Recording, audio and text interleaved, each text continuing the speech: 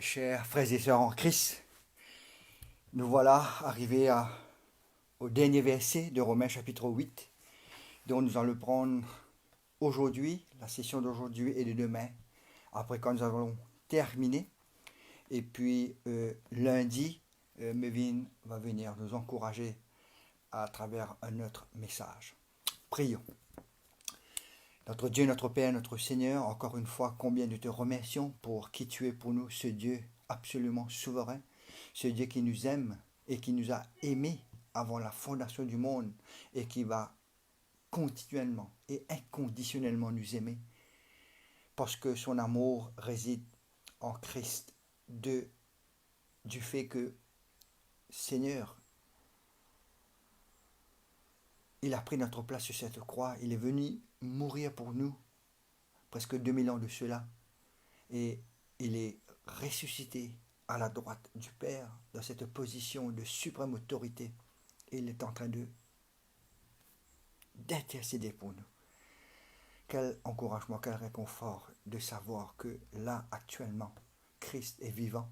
Christ prie pour chacun de ses enfants.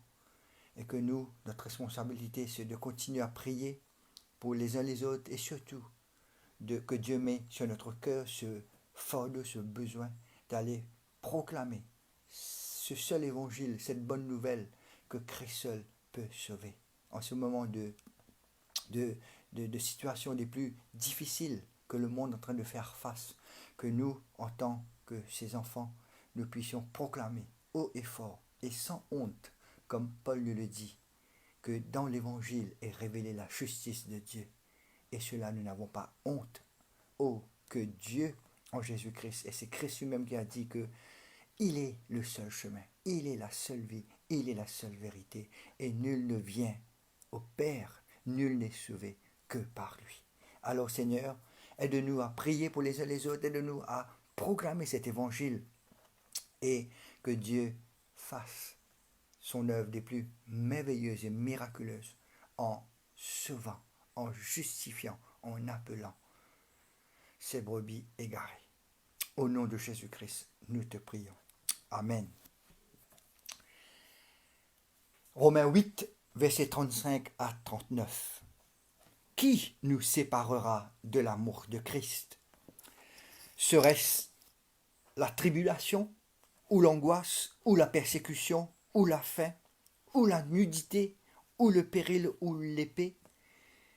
Selon qu'il est écrit, c'est à cause de toi qu'on nous met à mort tous les jours, qu'on nous regarde comme des brebis destinées à la boucherie, tout comme notre Seigneur. Au verset 37. Mais dans toutes ces choses, nous sommes plus que vainqueurs par celui qui nous a aimés. Car j'ai l'assurance que ni la mort, ni la vie, ni les anges, ni les dominations, ni les choses présentes, ni les choses à venir, ni les puissances, ni la hauteur, ni la profondeur, ni aucune autre créature ne pourra nous séparer de l'amour de Dieu manifesté en Jésus-Christ, notre Seigneur.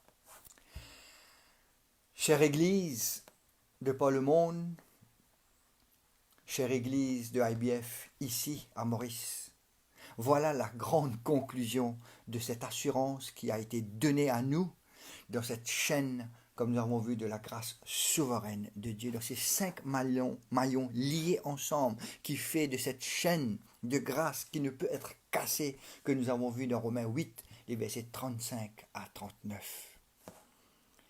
Et Paul conclut avec cette question des plus logiques.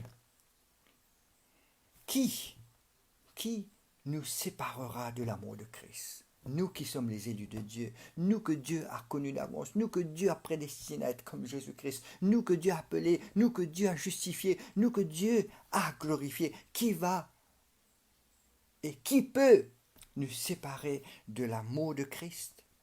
Eh bien, la réponse est simple.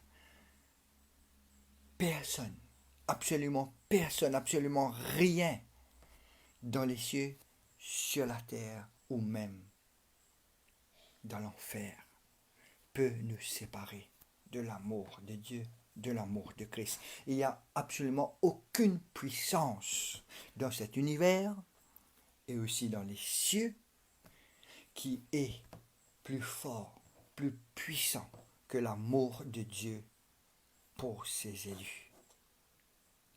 Et rappelez-vous de tout ce que nous venons de lire, la persécution, la tribulation, la mort, que rappelez-vous, chers frères et sœurs, que dans chaque génération, incluant la nôtre et ce dont nous sommes en train de vivre, nous les enfants de Dieu, absolument tout ce que nous avons enduré de ces choses, eh bien, nous sommes plus que vainqueurs en Christ, car même la mort ne peut nous séparer de son amour. Au contraire, la mort nous mène quoi? Closer to Christ.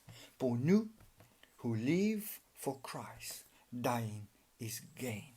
Oui, chers frères et sœurs, rassurons-nous à dire ce que la mort nous rapproche encore plus davantage à Christ, et cela pour toute l'éternité.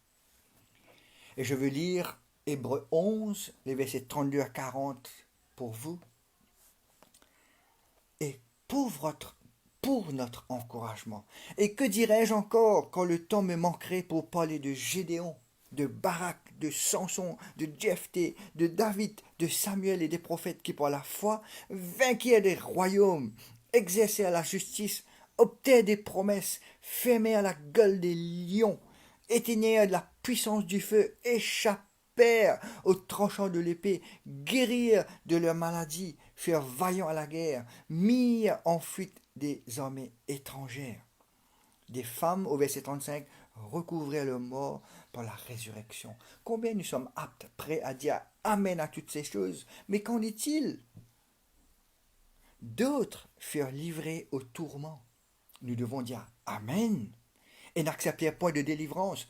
Amen, afin d'obtenir une meilleure résurrection. Amen. D'autres subirent les moqueries et le fouet, les chaînes et la prison. Amen, frère. Oui, amen. Ils furent lapidés, sciés, torturés. Ils moururent tués par l'épée. Ils allèrent ça et là, vêtus de peau de brebis et de peau de chèvre, dénués de tout, persécutés, maltraités. Amen. Car rien, nul de ces choses peuvent nous séparer de l'amour de Dieu. Et verset 39, tout cela à la foi desquels il a été rendu témoignage, n'ont pas obtenu ce qui leur était promis, Dieu ayant en vue quelque chose de meilleur pour nous, afin qu'ils ne parvinssent pas sans nous à la perfection. Voilà la perfection de cette glorification qui attend nous tous. The best is not here and now. The best, c'est quand nous serons dans sa présence. Et qui nous apportera de sa présence? C'est la mort. Oh, vous êtes.